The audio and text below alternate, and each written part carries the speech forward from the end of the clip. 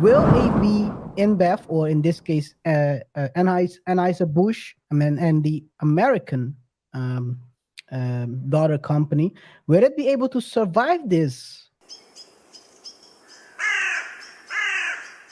The CEO has something to say in By the light way, of this is the CEO of Tilray Brands. yeah, yeah, It's not the AB InBev yeah, one. yeah, yeah, yeah, yeah. So yeah, but there's something to say about the brands. Acquisitions. Yeah. Yes. Let's take a look what he has to say. My first question is, how much of Anheuser-Busch recent trials and tribulations around Bud Light had to do with this deal? Nothing had to do with this deal. I think the big thing you said is this here. What this takes out from Tilray is predictability. We're not waiting on cannabis legalization. It diversifies Tilray in January 2020, rebranded the company Tilray Brands. We got a 30% in the cannabis business in Canada. We're now 30% in our spirits and beer. We got a 30% medical and distribution business. So we're not sitting and waiting for predictability. And I called Anheuser-Busch and asked them about these brands, and we had discussions, and it's a great deal for both of us, and it was great to work with ABI on this. Yeah, I guess I'm just wondering if you got a good price because of some of the problems that they've been struggling with. Listen, I think we got great brands and great opportunities to grow these brands. And actually, as strategically with Montauk, which is growing 40% today, and our Sweetwater brand, which is growing. So it really positions Tilray in a great spot. Yes, but Mr. CEO, you didn't answer the question. Did you get? You caught it as well. Hey, you gotta stay professional at all times. You cannot show your hand. Well, if you look at the beginning of the video, the smile he had on his face, guys, go check it out. That looks like that's a face, that's a smile that can only be that you will only see on a man that has had the opportunity to get 8 brands for pennies on the dollar, because that's a brand of and look at it, the micro expression as well when they asked him, well, I guess that you get it cheaper. I'm paraphrasing, of course. Did you get it cheaper is what I'm asking due to all the turmoil. And his body language said everything. But he didn't answer it. He said, yeah, this is an opportunity. We have the opportunity to grow a brand. One of the brands is growing at 40%. Yes, mister, but did you get it pennies on the dollar though? That's all we want to know. Thing we want to know, yes.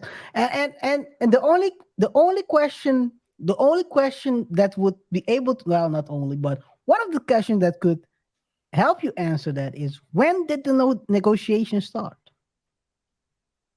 That's the only thing I need to know. Yeah. When did it start? Yeah. Well, probably usually this takes months to negotiate all the deals, and usually it also takes, even after acquisition, they're still hashing a lot of things out. So it's not like 1, 2, 3, but or maybe they were negotiating already, and before they could offer a price, the news broke, and they were like, okay, now we're gonna retract our offer, and we're gonna put it a new offer. We're lucky. Preparation meets opportunity. Anyway, guys, so basically it's a great deal for Tilray. I mean, they are diversifying their portfolio. They don't only have Tilray, they don't only have CBD brands, but also alcoholic spirits, as they call it. And also they are still selling weed. Yeah, basically. Stay away from the weed, man. Yes. And that's also something that could have been said when they were trying to roll out that campaign. But it is what it is. AB basically sold off the brands, and the brands they are selling are Top Shock, Shock Top, Breckenridge Brewery, Blue Point Brewery Company, 10 Barrel Brewing Company, Red Hook Brewery, Whitmer Brothers Brewing, Square Mile Cider Company, and Highball Energy. So Doesn't I'm pretty sure, looking at how people are moving these days, because did you saw last week in one of the comments, people summing up the brands that are affiliated to AB InBev. I'm pretty sure the sales of these will skyrocket as soon as they're sold out. yeah, Oh, yeah, yeah.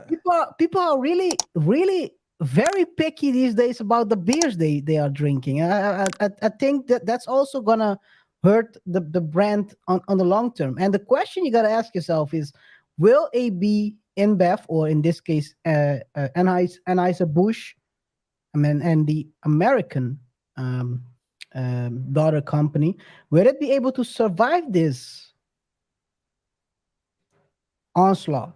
Because it's been going on for 4 months. Can people are people going to are people disciplined to continue doing what they are already doing, or will they cave in? I haven't heard anything about Kid Rock, by the way, but No, we have, yeah, because allegedly he's selling after that whole video, that the video that started the whole uh, boycotting campaign.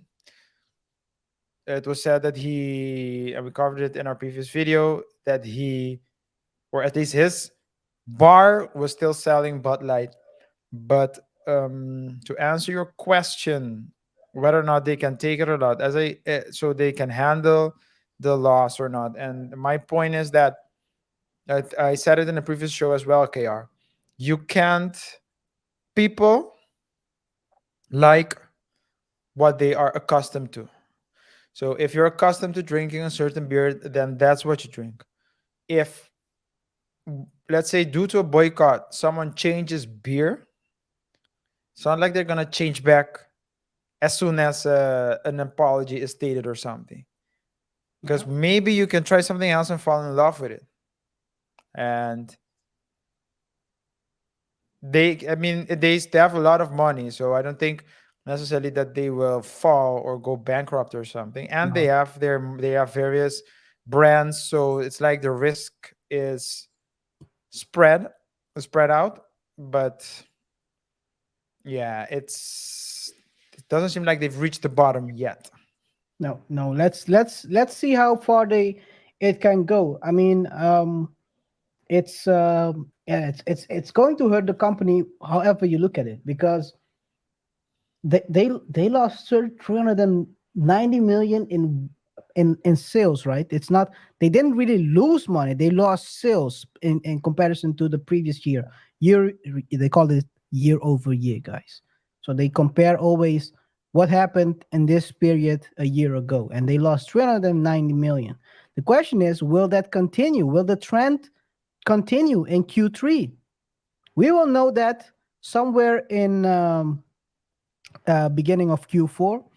Um, but yeah, it's gonna cost not only the company. People are gonna get fired over this. People will get fired, and you only hope in this economy that people can find a new job, because, as you already know, the other company that fired a lot of people because they went bankrupt. We talked about it last week. Is Yellow. That was a pretty big company. 30,000 people lost their job and their pensions over that. Retirement. That's crazy. So let's see how it develops, man. Anything else we want to say about this? Because this is just the update, guys. We are keeping always, like I said, it's called the redemption summer of redemption of Bud Light. We try to keep every week an update on this Bud Light topic to see how it's developing. Maybe they will come back. Maybe they'll have a Hail Mary moment. Football season is starting up. They are one of the well, they are the part. They are the. I think they are the beer partner of NFL. So Yeah. let's see how that goes. NFL, Bud Light, NFL, Marriott. Oh, this is I didn't think about that one. So yeah. Is NFL the new Drakers?